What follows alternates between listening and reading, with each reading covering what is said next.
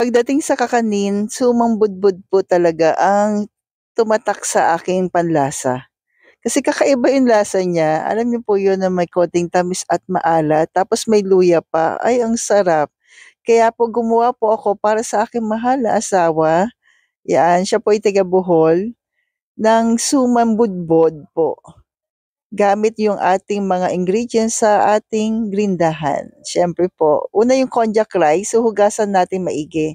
So ito yung aking pamalit sa malagkit. Tapos after mahugasan, i-drain, then isasangag po natin o patutuyuin po natin sa kawali.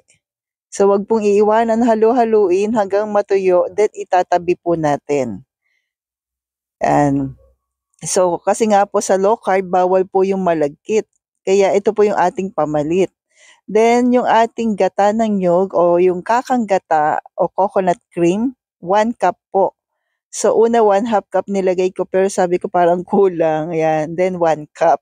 So on the spot po ito ha. Then 1/2 tablespoon po ng monk fruit.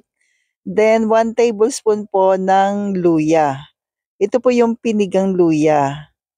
Yan, para talaga mas malasa. Then 1/2 teaspoon po ng salt. Hahaluin lamang po at tapos pinatikman ko na kay pastor kung tama ba yung lasa. Kasi siya po talaga yung lumaki sa Bohol, pero pinadagdagan niya sa akin ng asin. So tikman niyo na lamang po kung okay na sa inyo yung alat, dagdag na lang po kayo po. Okay, magdagdag na lang po tayo. Then yung konjac rice, binalik ko na po. So paano nga ba ito magiging malapot katulad ng malagkit? Mag-a-add po tayo ng 1 tablespoon po ng psyllium husk. So kadalasan tinatanong sa akin kung pwede ba yung santan gum bilang pamalit na pampalapot. Pwede naman, pero po yung lasa kasi mababago. So sa akin para sa akin, tong psyllium husk, hindi na bago yung lasa after nito magawa po. So dahan-dahan ko nalagay 1 tablespoon po, tinatansya-tansya ko po yung lapot niya para po sa pagbalot natin sa dahon ng saging mamaya.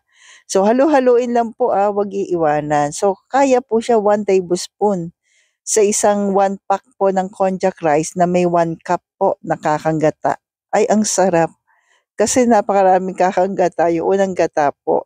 Tapos yung hindi nagbago yung lasa niya, same pa rin. Kaya mas gusto ko yung psyllium husk kapag ka po suman or sabihin na natin mga kakanin, kahit sa biko.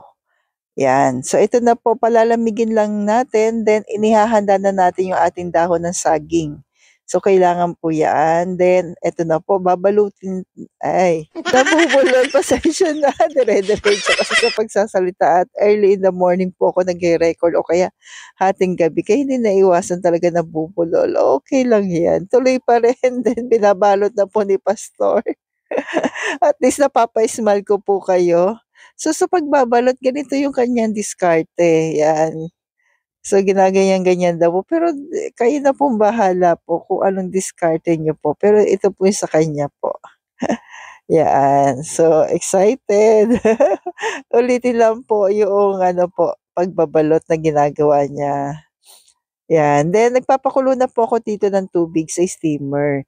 So saglit lang naman 'to, ka-low carbs natin pakukuluin. So ito na po, i-steam natin ng mga 5 minutes lang para mas lalo lang po mag-ano yung ating sumambudbod. Yan. And tamang-tama din naman po, merong umuwi kasi ng Bohol, ayan na po luto na. May dalang pure cacao, ituturo ko po sa inyo sa susunod po. Pero meron tayo sa grindahan po ng pure cacao. So stay healthy, stay local po, ang sarap nito this coming Christmas and New Year. Thank you.